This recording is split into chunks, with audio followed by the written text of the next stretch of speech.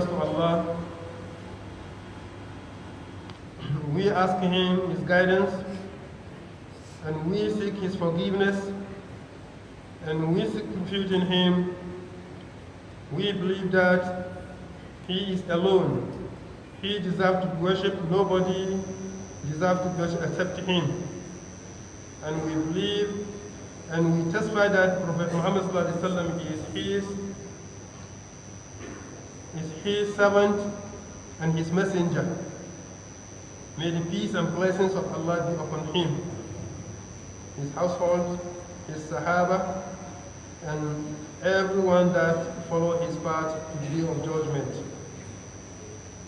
Brothers in Islam, Islam is the only religion that Allah accepts.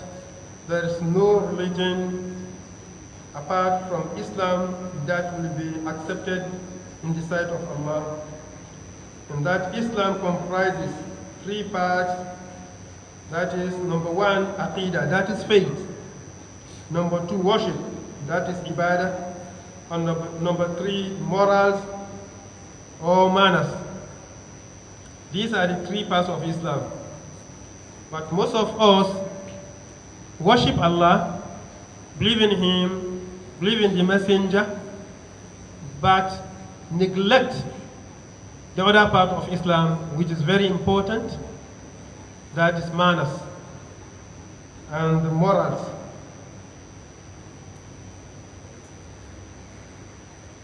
Brothers in Islam, Aqidah is the belief in the existence of Allah and that He is in control of everything and that He alone deserves to worship, and then believe in His angels, His books, His messengers,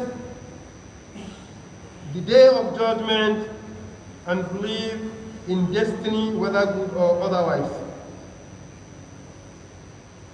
Brothers in Islam, with good aqidah, that a Muslim will rise from being a normal Muslim to the standard of Iman or the state of Ihsan. So you have to be good to purify your aqidah. And ibadah, which is worship, comprises salat, zakat, fasting, and hajj, obligatories and nafilas of it. And the third part, which we Muslims neglect, that is morals,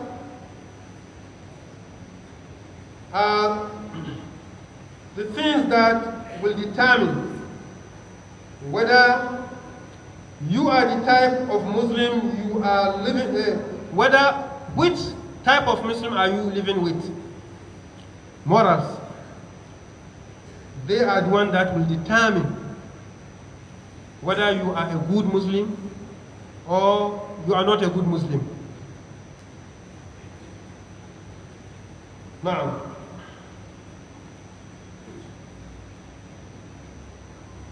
there are so many hadith of the Prophet that explain that morals are very important pillars in Islam, that if one lacks them, it can lead to hellfire.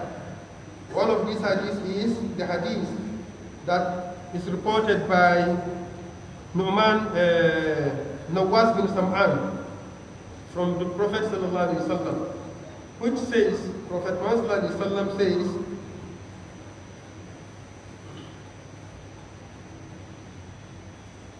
but good deeds are good manners. Good manners. And another hadith, Prophet Muhammad ﷺ says, fear Allah wherever you are, follow bad deeds with good ones. It will wipe it, and behave with people with good manners.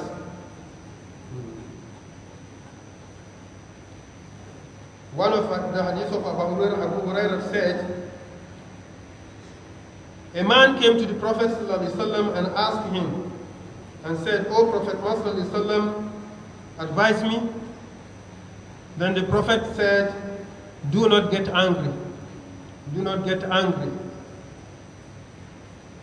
And there is another hadith which Prophet Muhammad ﷺ said.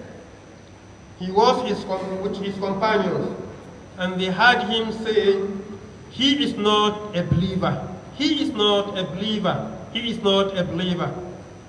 He repeated that 3 times. And they asked him, who is this man, Prophet? Oh, Prophet. And the Prophet said, anybody that his neighbor is not content with him, it means his neighbor is afraid of his troubles. He's not a Muslim. He's not a mu'min. He's just as a Muslim. It means he's not a mu'min. So, we are talking of neighbors. We have so many neighbors. Maybe the hadith didn't say whether Muslim or non-Muslim. So, if your neighbor is Muslim, it means he has 2 rights. He has the right of Islam and the right of neighborliness. And if he is not a Muslim, he has the right of being your neighbor. You have to deal with him with good manners. Dealing with him with good manners is a message that tells him that Islam is good. Islam is peace. But if you deal with him with bad manners, it means indirect you are telling him that Islam is not a good religion. Indirect. So, brothers in Islam, Allah says in the Holy Quran, He does not prevent us from coming together, doing good to non-Muslims, so far as they didn't drive us from our houses, and they didn't fight us. So Islam asks us to deal with them with just, because Allah loves just. So, brothers in Islam, Islam is what Allah has given us. You can't impart it in person that Allah does not decree that he will become a Muslim. So there is no compulsion in Islam. You cannot force somebody to be Muslim just because you want him to be Muslim. No. Just extend. Tell him what Allah has said. If he accepts it, فَلِلَّهِ الْحَمْدُ. If he refuses, leave him. So there's no compulsion in Islam. Anything you do in Islam, you are doing it for yourself. Any deed, the benefit of it return to you. If the creators, all the creators will gather in a place and worship Allah, that will not increase anything in Allah's sight. And if all the creators gathered and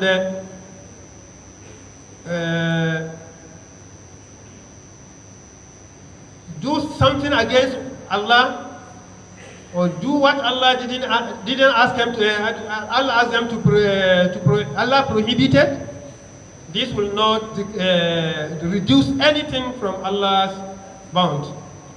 So anything you are doing in Islam is you are doing it for yourself. May Allah accept our deen. ربنا تقبل منا إنك أنت السميع العليم وتب علينا مولانا إنك أنت التواب الرحيم.